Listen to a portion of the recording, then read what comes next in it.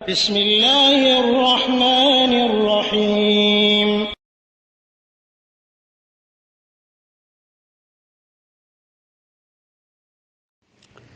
ওয়ালাইকুম আসসালাম রহমতুল্লাহ বারাকাতুহ।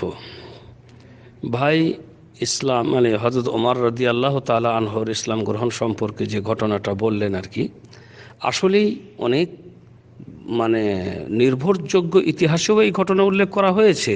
যদিও ইদানিংকালে কিছু কিছু আলেম ওলামাগণ এই ঘটনাটাকে সঠিক বলে বলছেন না আর কি।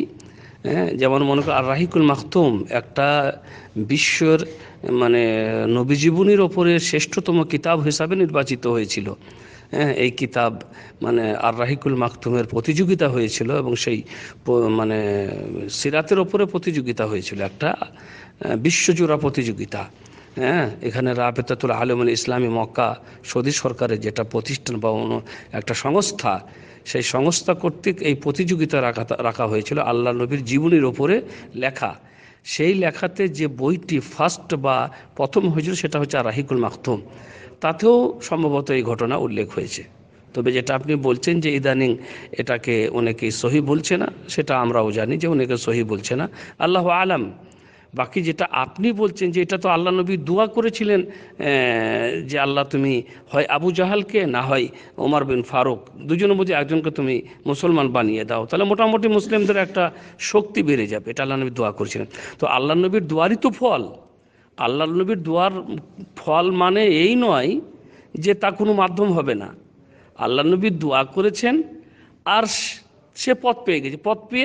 পথ পেয়ে যাওয়ার মানে একটা ওসিলার মাধ্যমে সে পথ পেয়ে গেছে। কিন্তু আসল যেটা সেটা হচ্ছে আল্লাহ নবীর দোয়াটা আল্লাহ নবীর, এটা হচ্ছে আসল। এই দোয়ার কারণে আল্লাহ রাব্বুল আলামিন তার দোয়া কবুল করেছেন এবং ওমর ফারুক রাদিয়াল্লাহু তাআলা আনহুকে একটা ওসিলার মাধ্যমে তিনি ইসলামে প্রবেশ করার সুযোগ করে দিয়েছেন। আল্লাহর ব্যাপার, মানে দোয়া কবুল করার অর্থ এই নয় যে তার কোনো ওসিলা হবে না। আমরা যখন দোয়া করি আল্লাহর কাছে, আল্লাহ তাআলা দোয়াটা কবুল করেন। এই কবুল করার মানে এই নয় যে কোনো মাধ্যম দিয়ে আল্লাহ রাব্বুল আলামিন এই দোয়াটা কবুল করবেন না। তো মোট কথা হচ্ছে যে আল্লাহর নবীর দোয়া এটাই ছিল মেন। তার ফলস্বরূপ আল্লাহ রাব্বুল আলামিন একটা মাধ্যম বানিয়ে দিলেন যে রাগে সে তার বোনের বাড়িতে গেল। মানে আমি বলছি না এই ঘটনা সত্য, ইদানিং এটাই শুনছি যে হ্যাঁ এই ঘটনা সঠিক না, কিন্তু এখানকার বড় বড় শেখ মাশায়েখরা বলছেন যে আল্লাহ আলাম, হতেও পারে আবার এমন ঘটনা নাও হতে পারে। আমার আলমহিম তিনি ইসলাম গ্রহণ করেছেন, এটাই হচ্ছে মূল। তিনি ইসলাম গ্রহণ করেছেন কোনো একটা মাধ্যম। যারা ইসলাম গ্রহণ করেছিলেন তখন সবারই একটা করে মাধ্যম ছিল। কেউ কোরআনে আয়াত শুনেছেন, কোরআনে আয়াত শুনে প্রতিক্রিয়া বা প্রভাবিত হয়েছেন। কেউ আল্লাহ নবীর চরিত্রে প্রভাবিত হয়েছেন, ইত্যাদি বিভিন্ন মাধ্যম দিয়েই ইসলাম আজও দেখেন যারা ইসলাম স্বীকার করে তারা বিভিন্ন মাধ্যমেই স্বীকার করে, প্রতিক্রিয়া প্রভাবিত হয়।